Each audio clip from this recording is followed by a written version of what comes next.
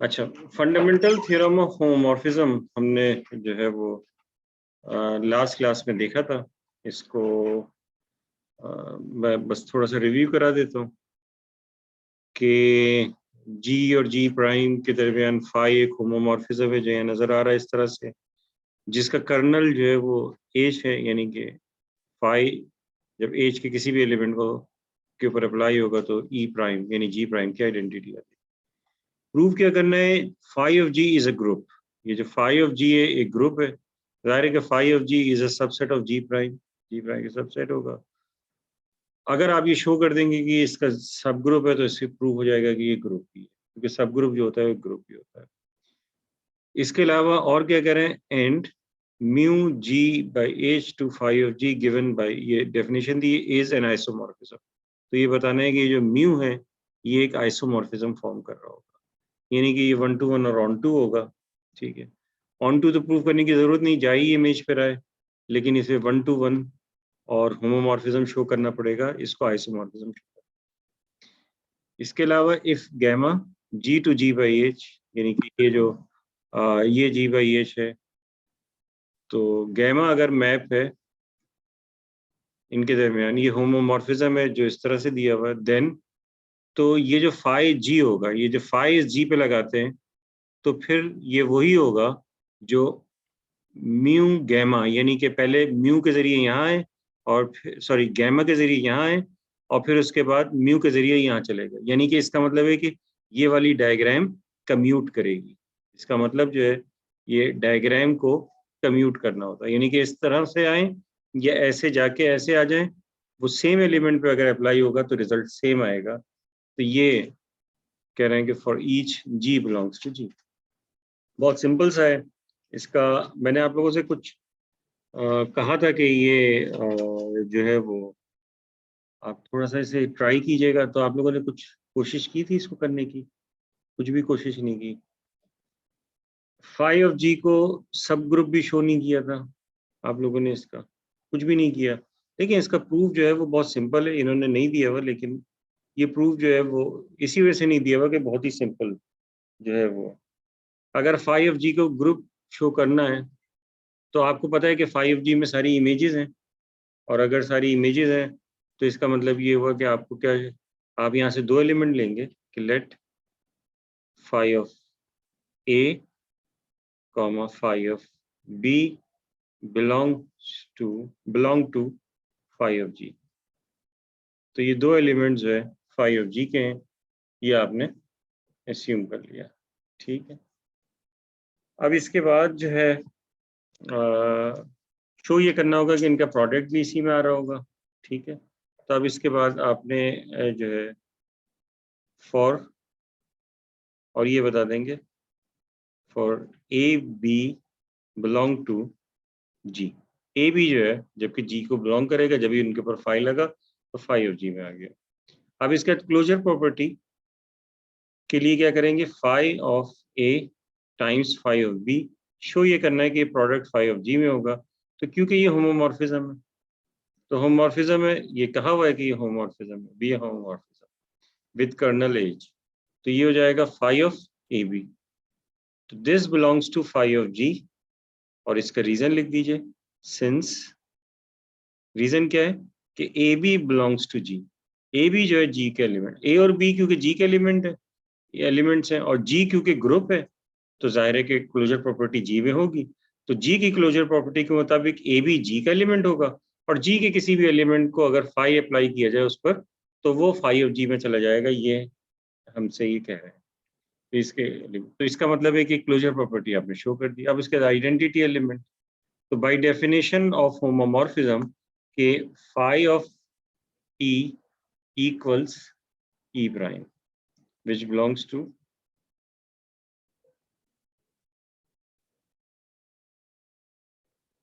Phi of ji.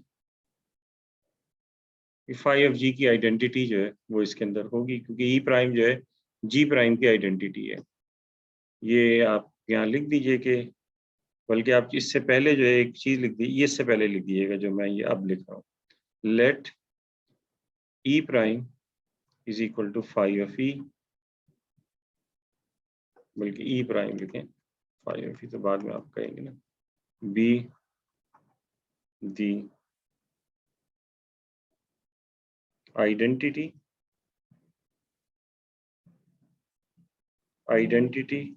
Of G prime, G prime की identity है। और होमोमॉर्फिज्म की डेफिनेशन के मुताबिक जब इधर की आइडेंटिटी पे फाई अप्लाई करेंगे तो उधर की आइडेंटिटी आएगी, तो ई प्राइम जो है आ जाएगा। तो फिर इसका मतलब है कि आइडेंटिटी इसमें। अब उसके बाद इनवर्स की प्रॉपर्टी, तो आपने क्या किया, आपने आप शो ये करना है कि फाई ऑफ ए का इनवर्स इस फाई ऑफ जी में है। तो फाई ऑफ ए का इनवर्स इसमें है, तो इसके लिए क्या करना पड़ेगा, फाई ऑफ ए का इनवर्स निकालना है।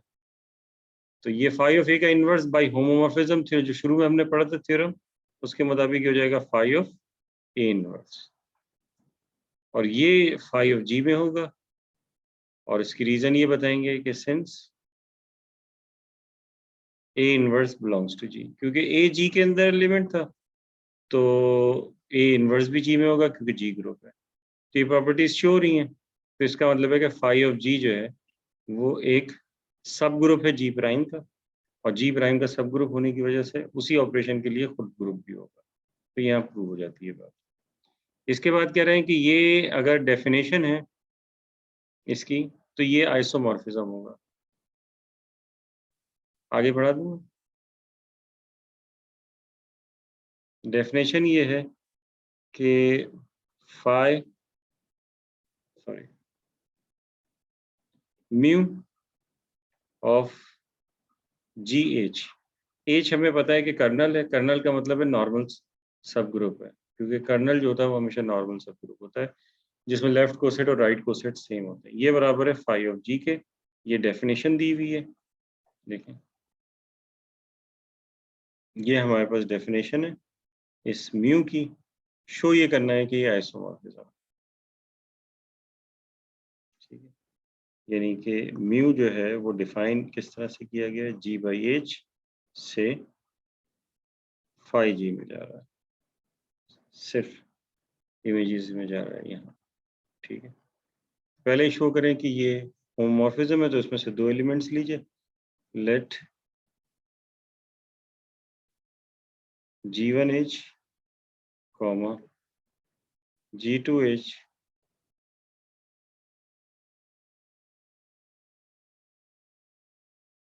belong to phi G, नहीं G by H, इसमें से लेंगे G by इसमें से दो एलिमेंट, ठीक है। तो अब इसके बाद क्या हो जाएगा, तो mu of G1H times G2H is equal to, अब शो क्या करना है, ये बराबर होगा mu G1H times mu G2H। तो पहले तो ये कोसेट मल्टीप्लिकेशन करेंगे, तो कोसेट मल्टीप्लिकेशन के मुताबिक क्या हो जाएगा, ये म्यू G1 G2 H, और ये डेफिनेशन अब अप्लाई करेंगे तो उसके मुताबिक क्या हो जाएगा, ये हो जाएगा फाई G1 G2। अब क्योंकि फाई होमोमॉर्फिज्म है, तो फाई क्योंकि होमोमॉर्फिज्म है तो लिहाजा अब इसे अलग अलग कर सकते हैं, तो इसे अलग कर लें, तो ये जाएगा phi of G1 into phi of G2। अब क्योंकि फाई ऑफ जी बराबर था जी एच के, म्यू ऑफ जी एच के, तो फाई ऑफ G1 बराबर होगा म्यू ऑफ G1H और ये म्यू ऑफ G2H, ठीक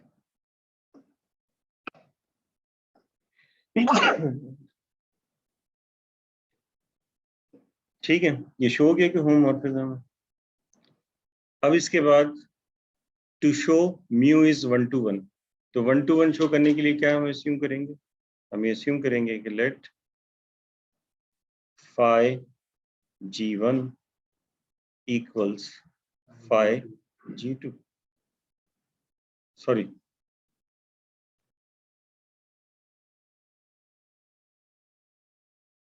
म्यू G1 हमें इमेजेस लेंगे ना, mu G1 H equals mu G2 H, ये हम इमेजेस इक्वल ले लेंगे और शो अप करना होगा कि इनकी प्री इमेजेस भी सेम है, तो इससे ये शो हो जाएगा कि ये क्या है, ये 1-to-1 फंक्शन है। ठीक है, तो अब ये क्या होगा, ये हो जाएगा phi of G1 is equal to phi of G2। ठीक है, समझ में आ रहा है ये। अब ये phi of G1 equals phi of G2, तो ये क्या हो जाएगा, कहाँ से आवाज आ रही है,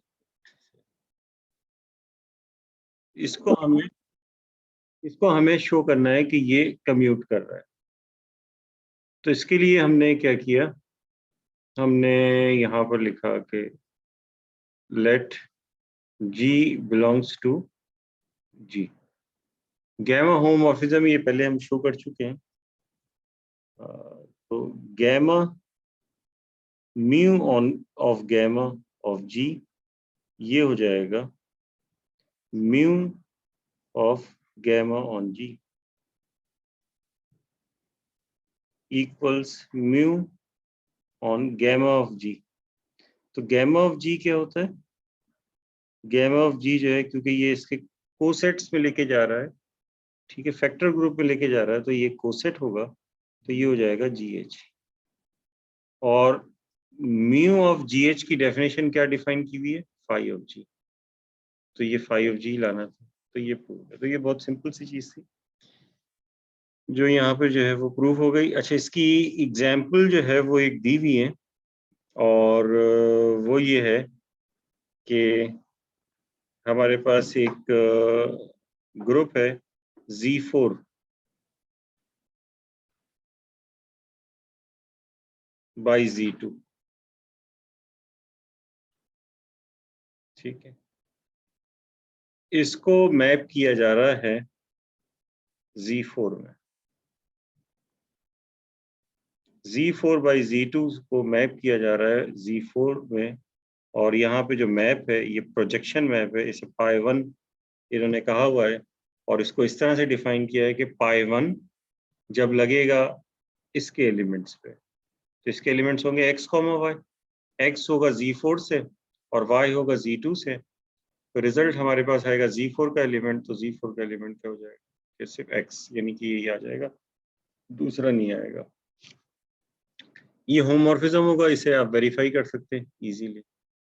इसके अलावा इसका कर्नल जो है Z4, इस पाई 1 का कर्नल क्या होगा, आप बता सकते हैं कर्नल क्या होगा, अगर मैं आपसे पूछूं तो।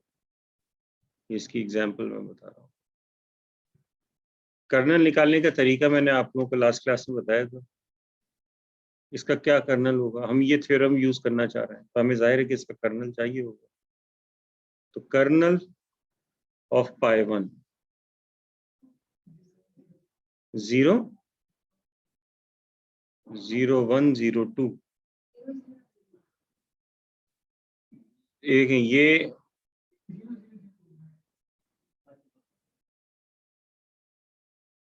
इसके एलिमेंट्स ऐसे होंगे ना, इन 8 एलिमेंट लिखने के ऐसे कर देता हूँ, x y such that x belongs to Z4 and y belongs to Z2। ठीक है, अब कर्नल की बात करें तो कर्नल जो है वो क्या होना चाहिए, यानी कि कर्नल का मतलब है कि वो 0 जवाब आ जाए Z4 का, तो क्या होना चाहिए बताएं, मल्टीपल ऑफ, नहीं नहीं नहीं, हाँ क्या आप क्या बता रहे थे, हाँ हाँ ये होंगे। ये दरअसल क्या होगा, देखें इसको हम लिखने के, तो यानी कि आप ये कहना चाह रहे हैं कि एक्चुअली यहाँ 0 रख दिया और ये y आ गया, such that y belongs to Z2, यानी कि पहले वाली पोजीशन पे आप 0 रखें और यहाँ कुछ भी रख दें तो ये हो जाए। तो इसको ऐसे लिखते हैं असल में, ठीक है, ये लिखने का तरीका है 0 और Z2। ठीक है, यानी कि इसके एलिमेंट्स कैसे होंगे, इसके एलिमेंट्स ये 0 0 और 0 1, बस ये दो ही एलिमेंट्स होंगे इसके, ठीक है, ये इसका कर्नल होगा। तो कर्नल जो है इसका होगा 0 C2। समझ में आया कैसे कर्नल इसका निकालना है? तो ये आपने कर्नल ऑफ पाई 1 निकाल लिया। अब अगर हम जो है ये क्या करेंगे, इसके साथ जो है वो, ये मुझे कर्नल यहाँ लिखना चाहिए था, कर्नल ऑफ पाई 1 इसका आप एच कह दीजिए, जो कि होगा 0 का डायरेक्ट सम विद Z2, ठीक है। मैं इधर से इरेज कर देता हूँ। ये मैंने इस वजह से किया है कि अब यहाँ पे एक फैक्टर ग्रुप लिखेंगे हम, जो कि Z4 बाई Z2, इसका जो है हमने कोशेंट ले लिया 0 Z2 के साथ। कितने इसके फैक्टर ग्रुप के एलिमेंट्स होंगे, कोई बता सकता है?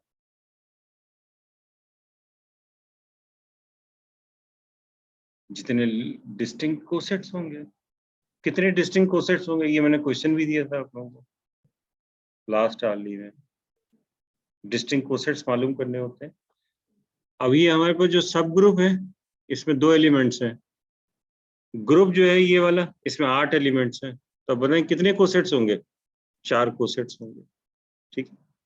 इसमें 4 कोसेट्स होंगे, तो 4 कोसेट्स होंगे, तो इसके अंदर भी इस ग्रुप के 4 एलिमेंट्स होंगे। 4 डिस्टिंक्ट कोसेट्स होंगे, वैसे तो 8 बना सकते हैं। 4 डिस्टिंक्ट कोसेट्स होंगे, तो इसके एलिमेंट्स भी 4 होंगे।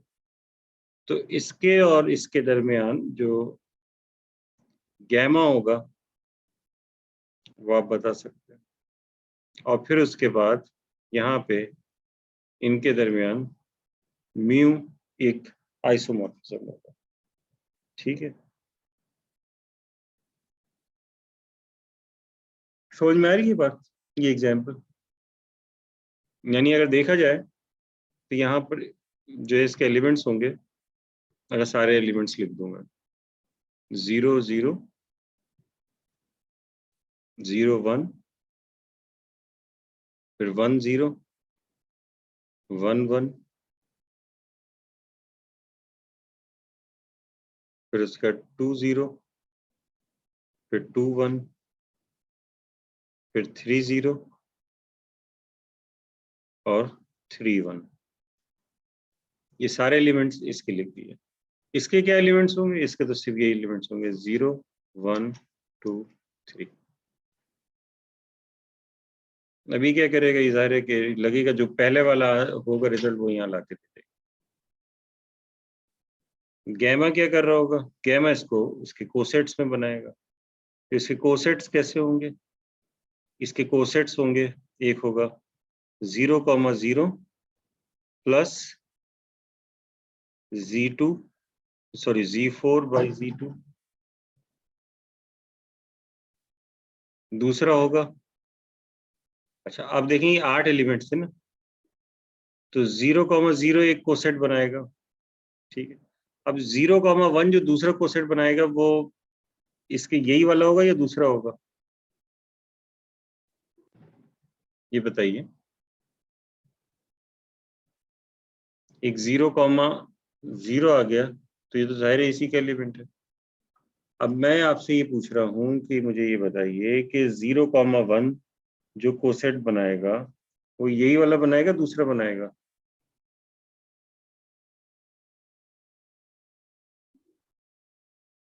डिस्टिंक्ट कोसेट्स होंगे, दो दो सेम, अब तो जाहिर है दो दो सेम होंगे इसमें।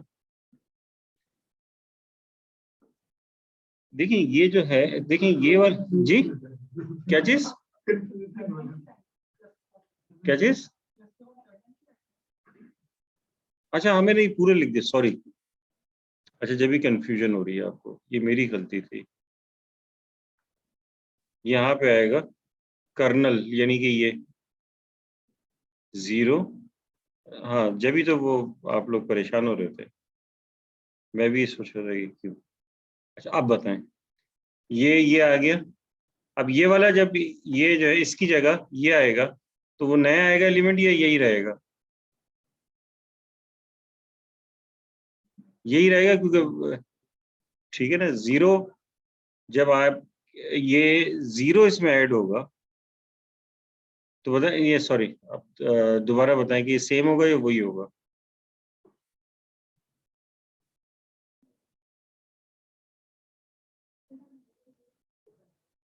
हाँ, पहले जीरो जीरो का लिया इसके साथ, किसके साथ, यहाँ पे इसमें 0,0 इसमें ऐड किया तो ये आएगा ना, ये कोसेट।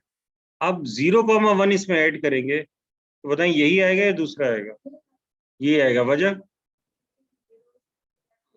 दोनों इसी के एलिमेंट है।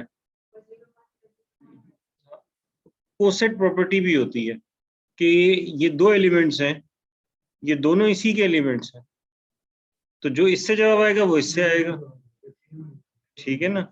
तो क्योंकि आपने प्रॉपर्टी पढ़ी थी कि ए प्लस एच और एच जो है वो एच के इक्वल होगा अगर ए उसका एलिमेंट हो जाए। समझ में आ रहा है ये? नहीं आया तो भाई पूछ लें, दोबारा पूछना है। तो ये नए ये वाला एलिमेंट हम नहीं ऐड करेंगे इसमें, यानी कि वो बात एक ही है, इसी के इक्वल होगा। यहाँ लिख दें चाहे तो 0,0 प्लस सॉरी 0,1। आप ये देखिएगा कि दोनों सेम ही हैं। अच्छा, अब इसके बाद 1,0 ऐड करेंगे तो 1,0, तो ये आपके पास जो कर्नल है उसका ये एलिमेंट आ गया। अब ये आपने किया है, 1,1 करेंगे तो फर्क पड़ेगा इसके ऊपर। देखें इधर देख लेना, ये जो लिख रहा हूं ना इतना सारा, ये एक्चुअली ये है। तो इसमें 1,0 किया तो ये आ रहा है 1,0 और 1,1, ठीक है।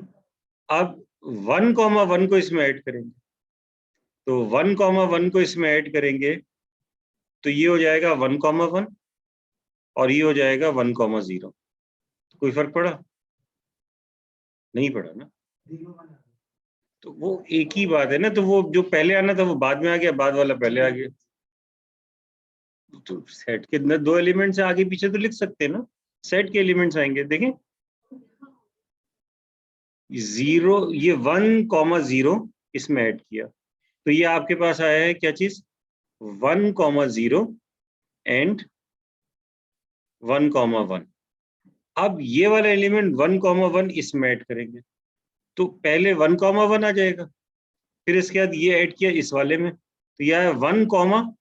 तो 2 तो Z2 में 0 होता है ना, तो ये आ जाएगा 1,0। तो ये ऊपर वाला ही था, ठीक है। ये इसमें ये बाद में लिखा है, ये पहले लिखा है, तो सेट के अंदर तो आगे पीछे एलिमेंट्स लिखे उससे कोई फर्क नहीं पड़ता। तो ये सेम होगा 1,1 प्लस 0 Z2।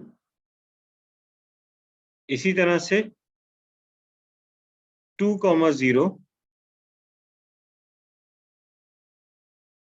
Z2, ये कोसेट्स लिख रहा हूं, और 2,1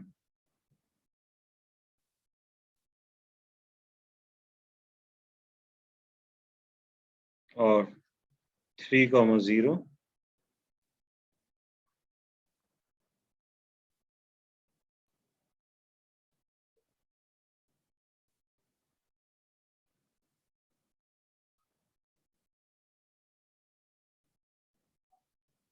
ठीक है, कोई प्रॉब्लम इस चीज में? तो ये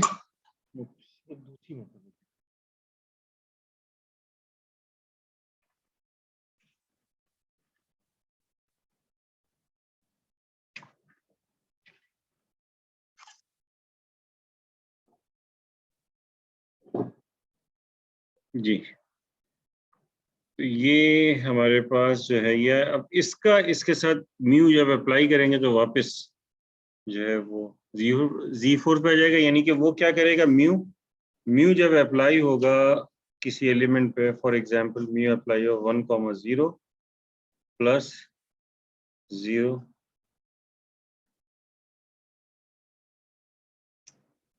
Z2 पर, ठीक है। तो ये क्या आना चाहिए, ये इसकी इमेज आना चाहिए। तो ये जो डेफिनेशन है उसके मुताबिक, तो पाई 1 से 1,0 की इमेज क्या होती थी, 1 होती थी। तो ये भी यहाँ पे क्या आएगा, 1 आ जाएगा, क्योंकि इसकी इमेज यहाँ पे 1। वहां पे 1,0 की इमेज क्या थी, 1 थी। तो ये इस तरह से, तो ये जो है वो समझ में आया, ये एग्जाम्पल समझ में आ रही है आप लोगों को? अब इसके बाद एक और जो है वो रिजल्ट देखें।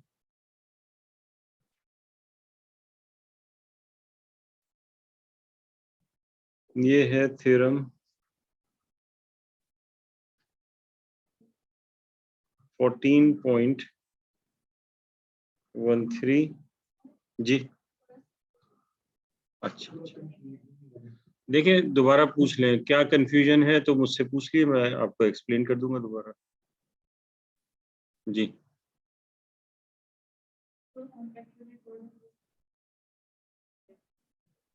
देखिए, पहले तो ये बताइए मुझे कि ये जो थ्योरम है, ये फंडामेंटल होमोमॉर्फिज्म थ्योरम, ये समझ में आया है आप लोगों के?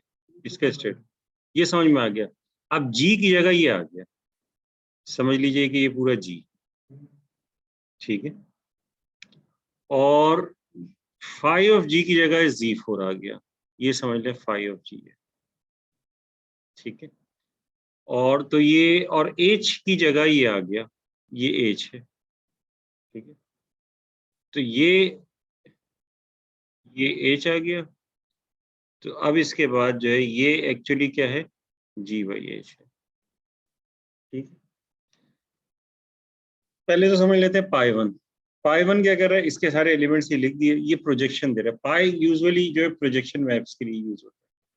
प्रोजेक्शन क्या दे रहा है, 1 का मतलब है फर्स्ट कोऑर्डिनेट की प्रोजेक्शन दे देगा। अमूमन इस तरह से सबस्क्रिप्ट लिखते हैं, लेकिन जरूरी नहीं कि आप हमेशा इसी तरह से हो, लेकिन नॉर्मली इस तरह से होता है कि ये जो फर्स्ट कोऑर्डिनेट है उसकी प्रोजेक्शन देगा। तो जो Z4 का एलिमेंट है वो यहाँ पर ये डेफिनेशन के मुताबिक लिख देगा, जैसे यहाँ नजर आ रहा है।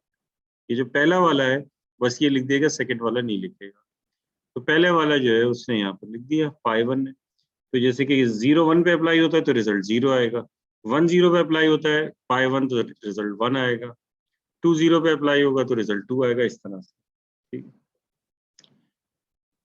इसके बाद हमने क्या किया, क्योंकि ये कर्नल डिफाइन किया था तो इसके कोसेट्स बनाए। तो ये सारे हमने इसके कोसेट्स बना दिए। देखिए, कोसेट्स बनाना जो है ये आपको लास्ट जो आर्ली था उससे पहले मैंने पढ़ाया था, ये भूल भाल गए होंगे आप लोग। कोसेट्स बनाने का तरीका ये होता है कि इसका एलिमेंट लिखें, ऐड करें, अगर एडिटिव ग्रुप है तो इसके सब ग्रुप में। तो सब ग्रुप क्या है, ये है, ये होने का मतलब है इसके सिर्फ 2 एलिमेंट है सब ग्रुप के, ये वाले। तो ये एलिमेंट 0,0 इसमें ऐड किया तो ये आया। अब वो जो एक्चुअल है वो हम नहीं लिख रहे, लेकिन वो जो भी होगा वो इसके इक्वल होगा। वो होगा क्या था, हमने देखा था, वो होगा 0,0 और 0,1, यही रहेगा। फिर हमने इसके बाद ये वाला एलिमेंट ऐड किया इसी के अंदर, तो भी कोई फर्क नहीं पड़ेगा क्योंकि ये एलिमेंट खुद इसके अंदर है। तो ये फिर यही एलिमेंट आ गया, ठीक है। अब इसके बाद ये वाला एलिमेंट ऐड किया 1,0 इसके अंदर, तो रिजल्ट आया ये 1, ये वाला। तो ये इसको यहाँ ये लिख दिया। फिर ये दूसरा वाला एलिमेंट इसके अंदर ऐड किया अगला कोसेट बना के, तो वो ये आया। ये दोनों तो एक ही है, तो इसका मतलब ये वही रहेगा, ये नया नहीं है, इसलिए। इसी तरह से 2,0 ऐड किया, 3,0 ऐड किया, तो इस तरह से 4 डिस्टिंक्ट कोसेट्स आ गए।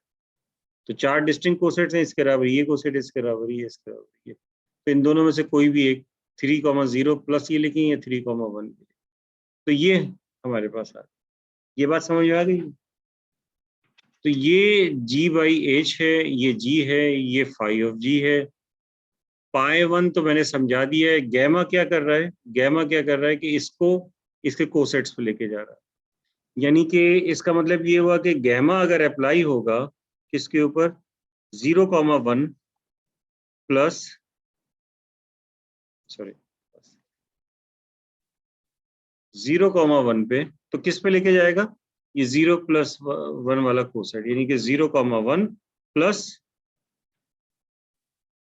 टेंसर 0, यानी कि जो कर्नल है, ये जो है ये H कहते हैं इसे, ये कर्नल कहते हैं, ठीक है। ये इसमें लेके जा रहा है, ये गैमा ये काम कर रहा है। और म्यू क्या काम कर रहा है, जब इसके ऊपर म्यू लगाते हैं, इसके ऊपर म्यू, तो इसको वापस वहां पे ले जाता है। तो म्यू जब 0,1 के ऊपर लगाएंगे आप प्लस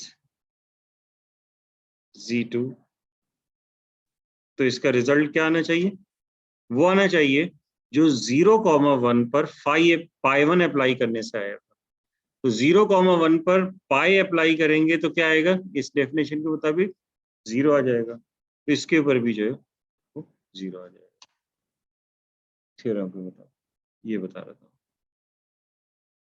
अब बताइए समझ में आया ये? किसी को कोई प्रॉब्लम में अगर तीसरी मरतबा पूछना चाह रहे हैं तो भी बता देता हूँ। किसी को जरूरत है तीसरी मरतबा की?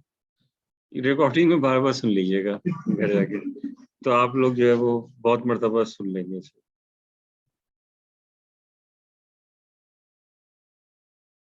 अच्छा जी, the following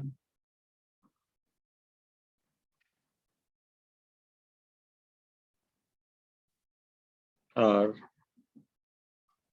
3 equivalence condition.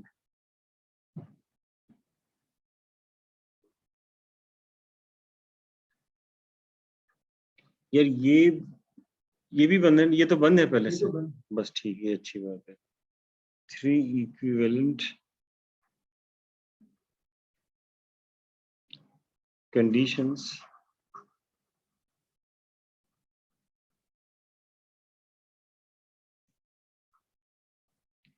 for a subgroup H of a group G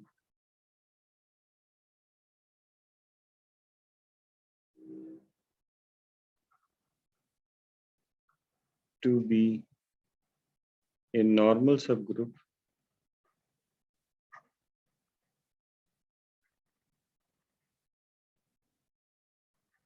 of G. ठीक है। The following are 3 equivalent conditions for the subgroup H of a group G to be a normal subgroup of G1, यानी कि आप ये समझ लीजिए कि सारी इक्विवेलेंट कंडीशंस हैं। तो ये वही काम हो रहा है जो इफ एंड ओनली इफ वाला काम, और इसको हम जो है वो हर तरीके से यूज कर सकते हैं। यानी कोई भी एक चीज गिवन हो तो इसका मतलब सब ट्रू होंगी। G belongs to H for all G belongs to G and H belongs to H. Number 2, G inverse equals H for all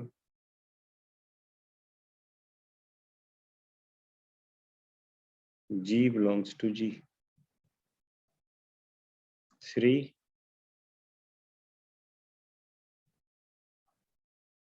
GH equals HG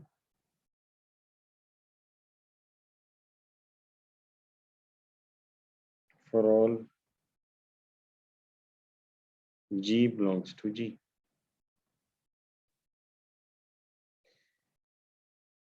ठीक है भाई, ये जो है वो दिया हुआ है। अब इसके लिए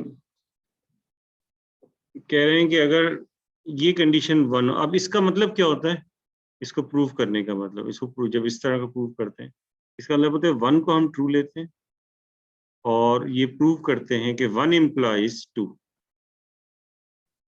फिर 2 को ट्रू लेते हैं और हम कहते हैं 2 इम्प्लाइज 3, और फिर 3 लेते हैं और ये प्रूव करते हैं 3 इम्प्लाइज 1। तो ये वही काम होता है जो इफ एंड ओनली इफ का, क्योंकि इफ एंड ओनली इफ में क्या होता है कि तीसरा नहीं होता, पहले ही से घूम जाते हैं। यानी कि अगर 1 और 2 दो दिए हुए हो और इफ एंड ओनली इफ है तो इसका मतलब होता है 1 इम्प्लाइज 2 एंड देन 2 इम्प्लाइज 1, ये हमें शो करना होता है। ठीक है, अब ये जो होता है इसमें ये करना होता है कि फिर 3 इम्प्लाइज 1 जो है वो हम ये वापस ले आते हैं। तो इसका मतलब होता है 2 है तो 1 और 3 दोनों होंगी, 3 है तो 1 और 2 दोनों होंगी। अब इसको प्रूव करने के लिए हम ये एस्यूम कर लेते हैं कि लेट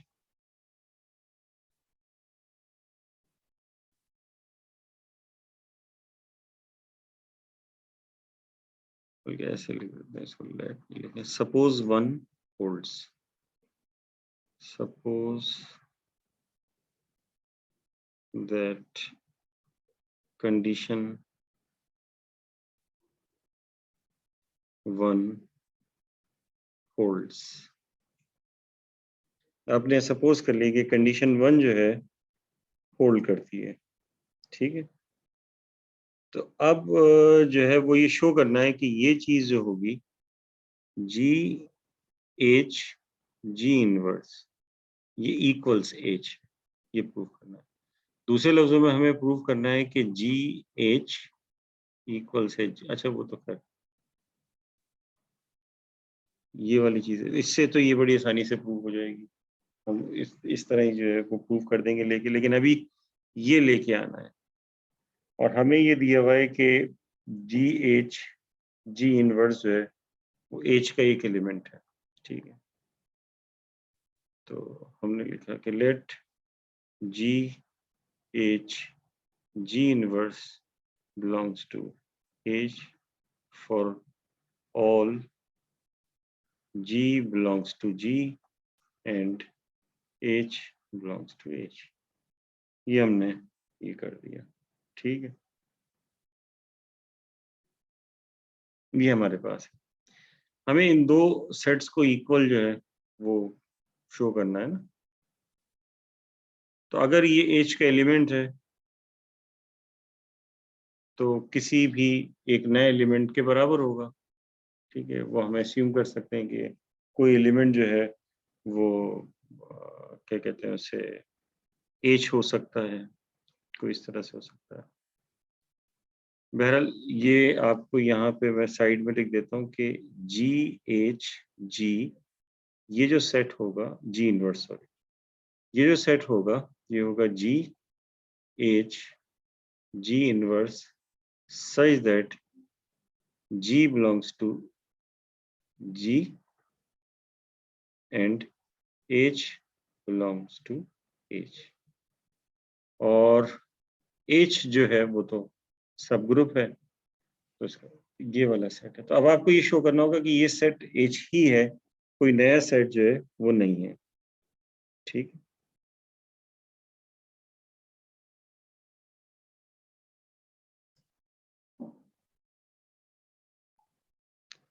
अब हमने ये कहा है कि जी एच जी इनवर्स जो है वो इसके एलिमेंट्स भी तो ऐसे ही होंगे ना, ठीक है ना।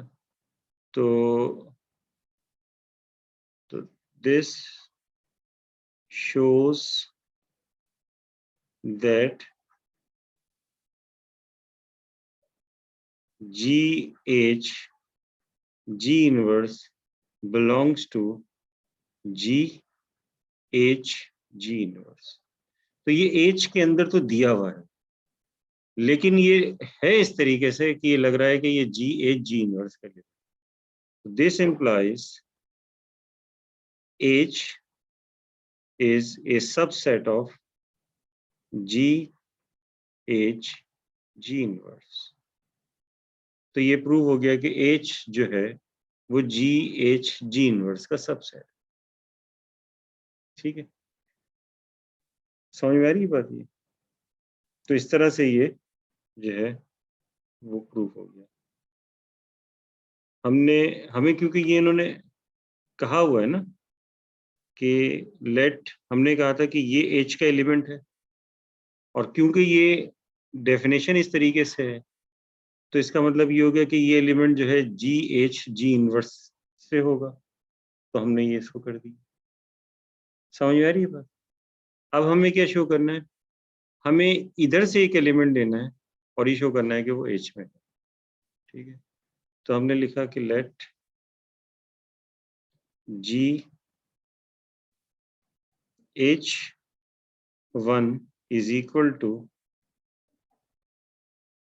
sorry, let H1 belongs to GH inverse, ये इसका एक एलिमेंट है, ठीक है, for all G belongs to group G. Then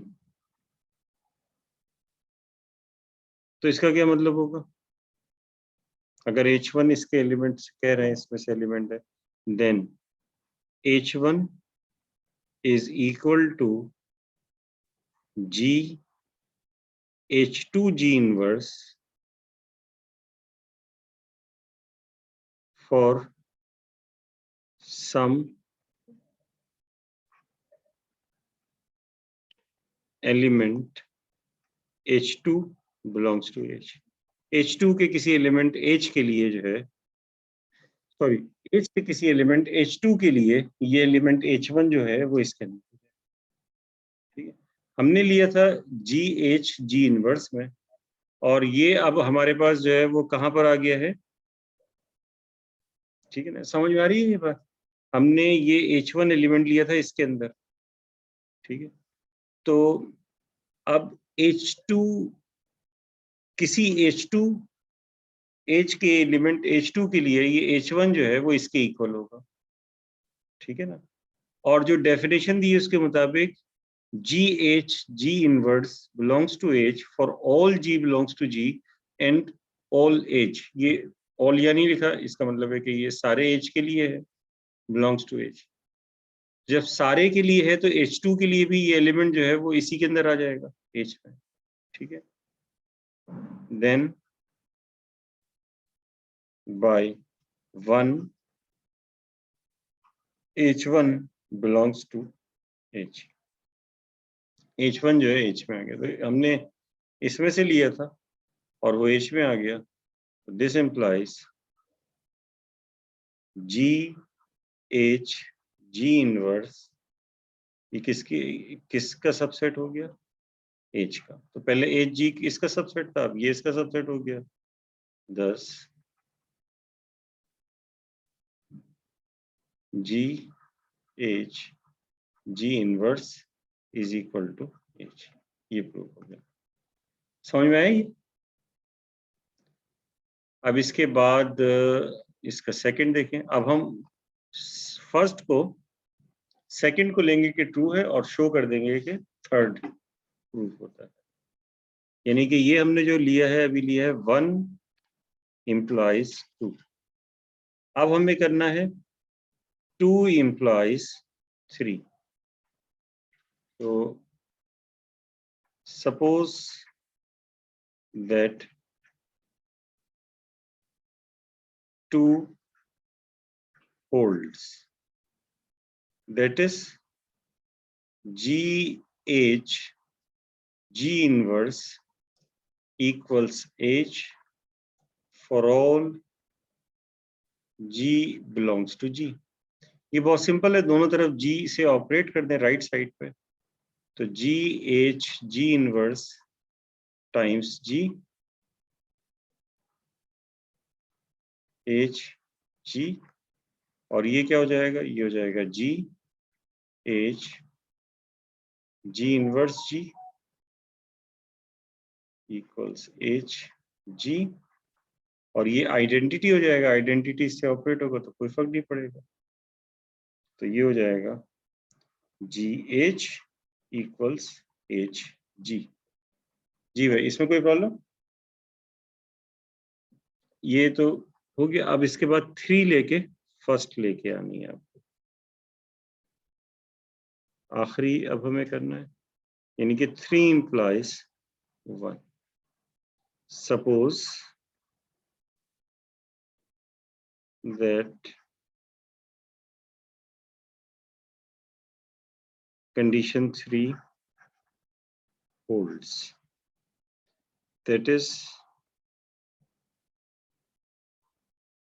GH equals H G. ये समझ लीजिए कि हमें जो है वो हमें गिवन है।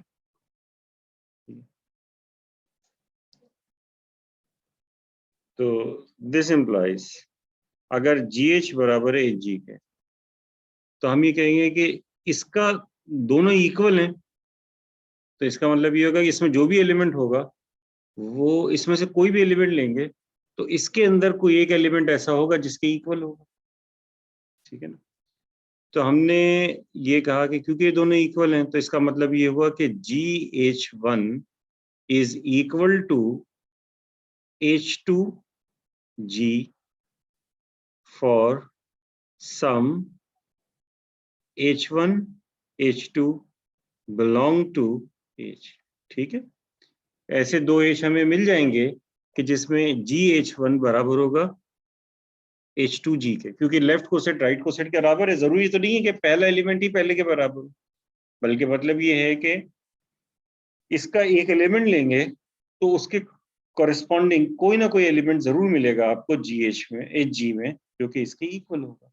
तो हमने कह दिया कि वो H2G है। ठीक है। प्रूफ क्या करना है? अब प्रूफ करने वाला तो बहुत सिंपल सा काम रह गया कि आपको GH G इनवर्स शो करना है कि H में H1 और H2 आपने कहा हुआ है कि H के अंदर है।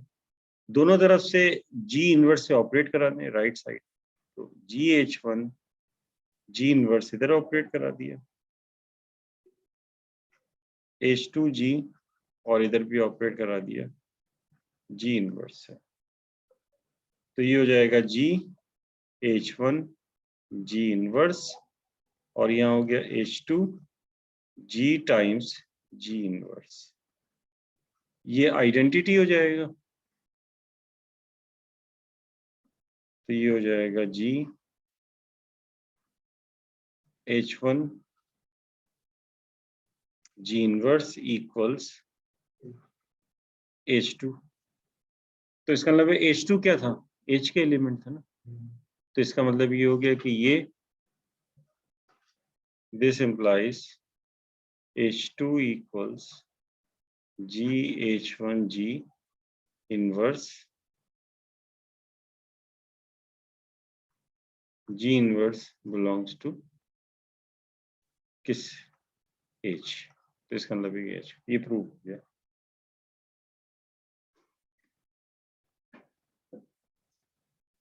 ठीक है, कोई प्रॉब्लम इस चीज में? जी।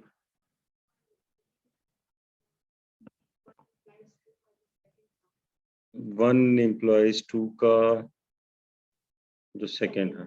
जी देखिए, हमने इसमें एस्यूम किया कि ये H1 इसका एक एलिमेंट है।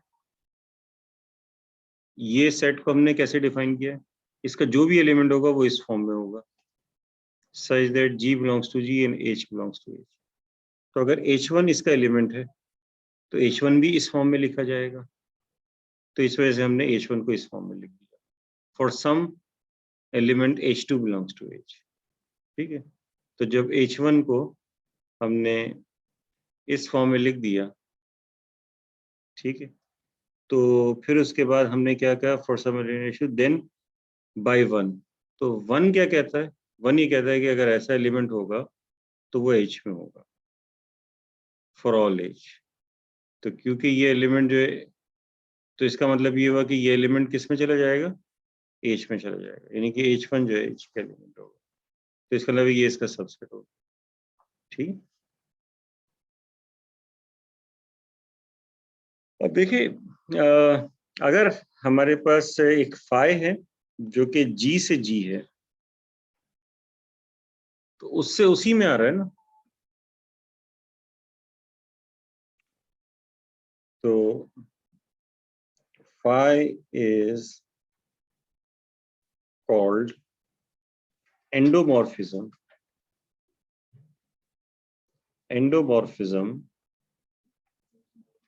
if it is a homomorphism। यानी कि अगर ये होमोमॉर्फिज्म हो तो इसको हम कहेंगे एंडोमॉर्फ। बिल्कुल ऐसे ही जैसे कि लीनियर ट्रांसफॉर्मेशन होती थी, लीनियर जब में आपने पढ़ा था, linear transformation vector space V से वेक्टर स्पेस V में ही होती थी, उसका क्या नाम होता था? ऑपरेटर, उसको कहते हैं लीनियर ऑपरेटर, यानी कि उस चीज को हम ऑपरेटर कहते हैं जिससे आप वो जो आइगन वैल्यू वगैरह निकालते थे, ठीक है, वो ऑपरेटर होता है, क्योंकि V से V में ही जारी होती है। तो अब लीनियर ट्रांसफॉर्मेशन यहाँ पर वैसे ही हम इसको देख रहे हैं फाई को, जैसे वो लीनियर ट्रांसफॉर्मेशन होती है वेक्टर स्पेस में, बस फर्क ये है कि उस लीनियर ट्रांसफॉर्मेशन को ग्रुप थ्योरी में हम होमोमॉर्फिज्म कहते हैं। तो जो फाई है वो अगर G से G में जा रहा है, यानी कि लीनियर ट्रांसफॉर्मेशन V से V में होती थी तो वो ऑपरेटर होती थी, तो अगर होमोमॉर्फिज्म G से G में हो जाए तो उस होमोमॉर्फिज्म का नाम एंडोमॉर्फिज्म। सॉरी, हाँ, वो अपने से ही जो है वो कर रहा है, यानी कि एक ग्रुप अपने साथ ही जो है एक होमोमॉर्फिज्म डिफाइन कर दिया है, ठीक है, एक ग्रुप G का G में ही, यानी कि Z2 से Z2 में ही एक होमोमॉर्फिज्म डिफाइन कर दिया है, हाँ वो आइडेंटिटी होमोमॉर्फिज्म क्यों ना, तो हम उसको क्या कहेंगे? एंडोमॉर्फिज्म।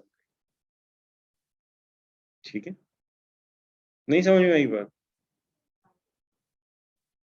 कौन? फाई तो एक फंक्शन है, वो बाइनरी ऑपरेशन भी हो सकता है, फंक्शन तो डिपेंड करता है, जो बाइनरी ऑपरेशन होता है वो भी एक फंक्शन होता है ना, कोई भी फंक्शन है ये। फाई जो है वो एक फंक्शन है, ठीक, तो बस फंक्शन जो है वो मतलब, और फंक्शन कौन सा है? होमोमॉर्फिज्म है। अगर वो होमोमॉर्फिज्म हो और अपने से उसी में जा रहा हो तो वो एंडोमॉर्फ। अच्छा, बाइनरी ऑपरेशन आपके जहन में वो आ रहा है क्लोजर प्रॉपर्टी जो होती है, ठीक है, तो वो जो क्लोजर प्रॉपर्टी है वो भी जो है वो हो सकता है, वो भी आप उसको कंसीडर कर सकते हैं अगर उसको वेल डिफाइंड आप शो कर दें, वेल डिफाइंड है तो वो, और होमोमॉर्फिज्म शो कर दें तो फिर वो एंडोमॉर्फिज्म होगा, लेकिन उसके लिए होमोमॉर्फिज्म होना जरूरी है, ठीक। इसी तरीके से अगर कोई और मैप हो, फॉर एग्जांपल जैसे कि फाई, चलें फाई लिख देता हूँ, G2G, तो phi is called an automorphism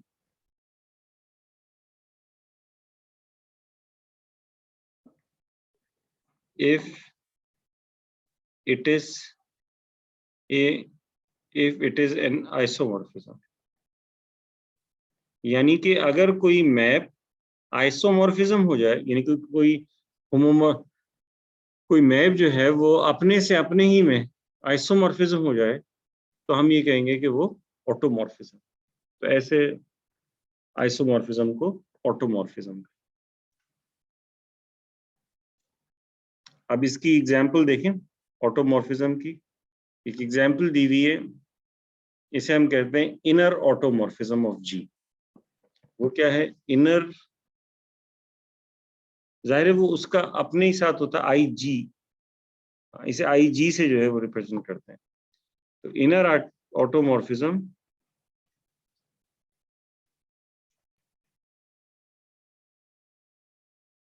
of जी, ये है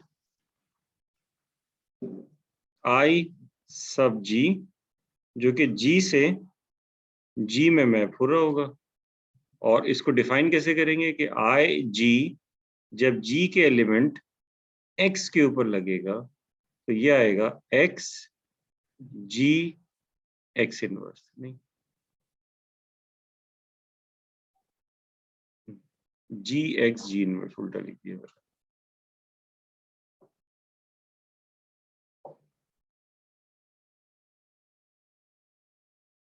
जी एक्स जी इनवर्स, तो ये जो है ये क्या रहता है? इनर ऑटोमॉर्फिज्म ऑफ जी, इसको कॉन्जुगेशन ऑफ जी भी कहते हैं, conjugation, sorry conjugation of X by G, conjugation of X by G. ठीक है।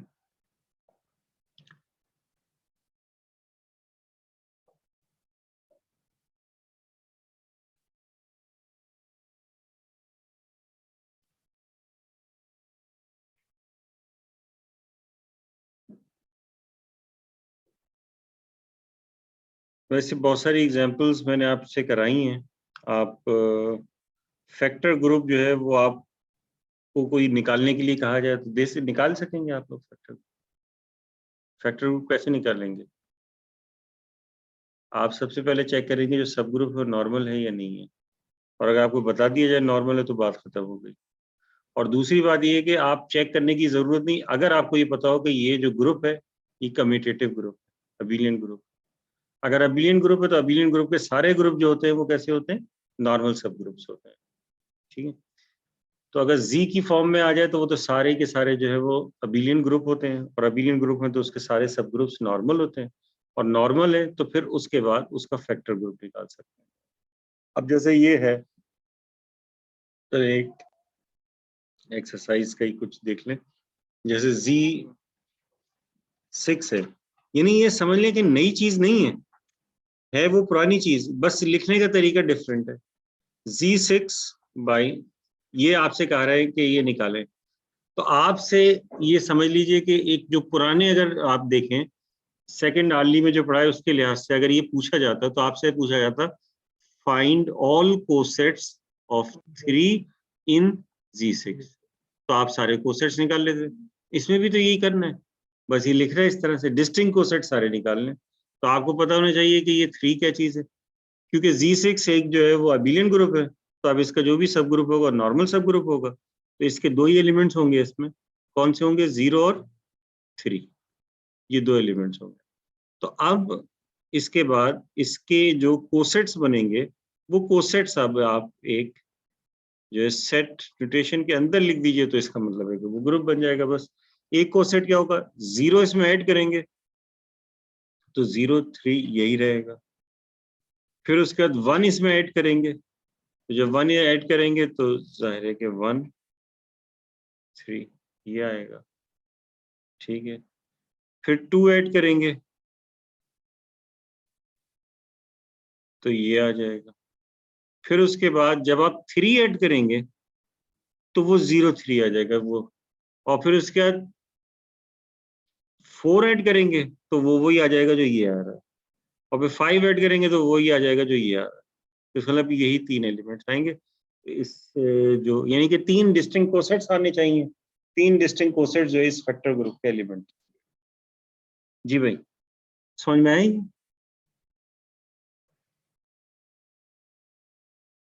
अच्छा जी।